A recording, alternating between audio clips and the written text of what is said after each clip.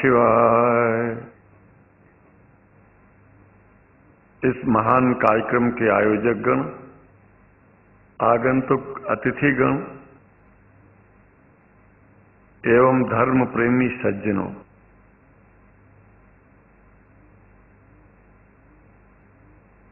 भगवान की जब कृपा होती है तो कभी धर्म की सच्चाई को जानने का अवसर मिलता है। मुसलमानों के बीच में लगातार कई वर्षों से हम जा रहे हैं और भारतवर्ष में एक नई प्रथा का प्रारंभ किया मैंने कि जब जगत गुरु शंकराचार्य भी मुसलमानों के बीच में जाकर के उनके प्रेम को समझ सके और इस्लाम की सच्चाई को जान करके इस्लाम को सारी दुनिया में एक इंसानियत का सबसे बड़ा पाठ सिखाने वाला धर्म मानने के लिए लोगों को समझावे।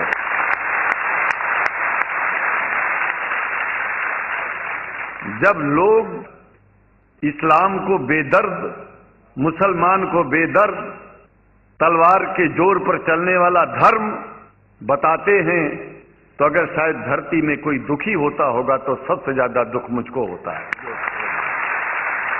ये न सच्चाई है और न कभी ये सच्चाई हो सकती है। जिस इस्लाम ने पहला कलमा ही कुरान शरीफ का ये बताता है कि नहीं है इबादत के काबिल सिवाय परमात्मा के और कोई, ला इलाहा इल्लल्लाह मोहम्मद रसूल अल्लाह। भला आप बताइए, वेदों का रस निचोड़ करके मोहम्मद साहब ने परमात्मा की इबादत करके परमात्मा के पैगाम को एक ही कलमे में दे दिया। इससे बड़ा ग्रंथ दुनिया में और क्या हो सकता है। अगर कुरान के पहले कलमे को ही पढ़ करके हिंदू अपने धर्म का पालन करना चाहे तो उससे बड़ा धर्मात्मा शायद कोई नहीं होगा। कुरान को हमने गहराइयों में जा करके तो नहीं अनुभव किया, लेकिन कुरान के मानने वालों के हृदय की गहराइयों में जाके देखा कि अगर इस्लाम को पूरी दुनिया अगर स्वीकार कर ले तो इसमें कोई बुराई नहीं है। इस्लाम परमात्मा के द्वारा बताया गया सिद्धांत है। इस्लाम किसी व्यक्ति का अपना नियम नहीं है, अपना सिद्धांत नहीं है। कुछ लोग भेदभाव पैदा करने के लिए इस धरती पर मुसलमानों को बेदर्द कह देते हैं, इस्लाम को बुरा कह देते हैं। मैं कहता हूं उनसे बुरा इस दुनिया में कोई नहीं है। वो शैतान के बच्चे हैं, खुदा के बच्चे नहीं हैं। क्योंकि जहां तक मेरी अपनी पहुंच है, हमने वेदों को पढ़ा, पुराण को पढ़ा, शास्त्रों को, हिंदू धर्म ग्रंथों को पढ़ा, उसके बाद में मुसलमानों के बीच में जाना शुरू किया। हमने मुसलमानों से हाथ मिलाया तो हमारा विरोध किया गया। ये अंडा खाने वालों से हाथ मिलाते हैं, शंकराचार्य कैसे हैं?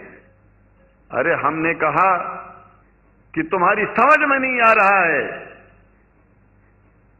वो 5 बार इबादत कर लेते हैं खुदा की, तुम घास खाते हो और एक बार भी इबादत नहीं करते हो, तो तुमसे बड़ा अधर्मी दुनिया में कौन है? तुम अपने अधर्म को देखो। किसी के पवित्रता के सिद्धांतों का विरोध करना पहला अधर्म है। आप क्या खाते हैं, कैसे रहते हैं, अगर हमें आप दुखी नहीं करते हैं तो आपसे बड़ा इंसान दुनिया में कोई नहीं है। हम घास खाएं और आपके दिल को चोट पहुंचाएं तो हमसे बड़ा अधर्मी कोई नहीं है दुनिया में। कहने का तात्पर्य सिर्फ एक है कि मैंने ये अनुभव किया है कि ये मैं एक बात जो मैंने देखा है, आप लोगों से जो प्रेम मुझे मिलता है, लोग पूछते हैं कि आप मुसलमानों में क्यों जाते हो, आप तो शंकराचार्य हो। हमने कहा कि भाई मुसलमानों से पूछो कि हमसे इतना प्रेम क्यों करते हैं। वो हमसे जो प्रेम करेगा हम तो जाएंगे। कहा फिर क्या हम प्रेम नहीं करते क्या? हमने कहा कि हम तो तुम्हारे बीच में पैदा हुए और तुम मुसलमानों से प्रेम नहीं करते, इसलिए हम तुमसे प्रेम नहीं करते। मैं आप लोगों के बीच में आकर के एक बात बताता हूं। कुछ समय से हिंदू धर्म के नाम पर कुछ संस्थाएं हिंदू मुसलमानों में भेद पैदा करने के लिए कुछ ऐसा कार्य किया जिसकी वजह से आम हिंदू, सीधा साधा हिंदू बेचारा जान ही नहीं पाता है इस्लाम क्या है और सनातन धर्म क्या है। सनातन धर्म और इस्लाम में कोई भेद नहीं है और हिंदू धर्म तो कोई धर्म ही नहीं है। सनातन धर्म धर्म है और शायद जो संस्कृत का सनातन शब्द है, अगर किसी भाषा में उसको इस्लाम कहा जाए तो कोई बुरी बात नहीं है। इस्लाम और सनातन में कोई भेद नहीं है, क्योंकि परमात्मा एक है, परमात्मा सबका है। ये संदेश ऋषियों मुनियों ने दिया और यही संदेश परमात्मा का भेजा हुआ संदेश स्वयं हमारे मोहम्मद साहब ने इस पैगाम को हमको दिया, तो हम भेदभाव क्यों करें? यहां पर भारत का मुसलमान, एक बात बिल्कुल मैं स्पष्ट बता रहा हूं आपसे, अगर भारत का मुसलमान सो गया तो भारत सो जाएगा। इसलिए भारत को जगाना है तो मुसलमानों को जागते रहना पड़ेगा। भारत जाग जाएगा, पूरी दुनिया जाग जाएगी। ये भी मैं जानता हूं कि भारत के सच्चे हिंदुओं को, जो सच्चे सनातन धर्मी हैं, उनको मुसलमानों से प्रेम चाहिए, उनको मुसलमानों से भेद नहीं चाहिए। अगर कोई अच्छा हिंदू है, सच्चा हिंदू अपने को कहता है, तो पहले तो सनातन धर्म को मानता हो।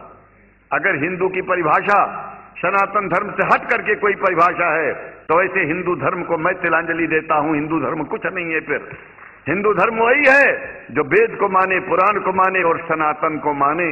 सनातन धर्म धर्म है और उस धर्म को न मान के अपनी एक नई व्यवस्था चलाना शुरू कर दे, इसका मतलब ये है, और नाम भगवान का ले।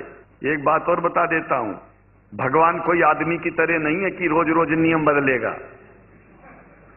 रोज रोज नियम बदलना आदमियों का काम है। हमारे पूर्व प्रधानमंत्री साहब, मुझे दुख होता है कभी कभी, जबकि लोग ये न समझ बैठे कि मैं उनका विरोधी हूं। विरोधी नहीं हूं, लेकिन उनको खुद सनातन धर्म की परिभाषा नहीं आती है। विदेश में जाकर के हिंदू धर्म की गलत परिभाषा कर दी है और हमको सबको ये दुख हुआ कि किस स्कूल में जाके पढ़े हैं। धर्म के बारे में बिना पढ़े हुए धर्म के बारे में बोलना गलत है। पहले धर्म को जान लेना चाहिए, फिर धर्म के बारे में बोलोगे तो प्रेम फैलेगा, शांति फैलेगी, इंसानियत सारे चारों तरफ, चारों दिशाओं में इंसानियत का प्रकाश होगा। और मैं तो कहता हूं कि अगर शंकराचार्य लोग सब मिलकर के इस विचार में स्थित हो जाएं कि सनातन धर्म वो धर्म है जो इस्लाम से अलग नहीं, इस्लाम वो धर्म है जो सनातन से अलग नहीं, और जो भेद पैदा होता है या राजनीति में होता है, साम दाम दंड भेद, ये राजनीति में है, धर्म में नहीं है।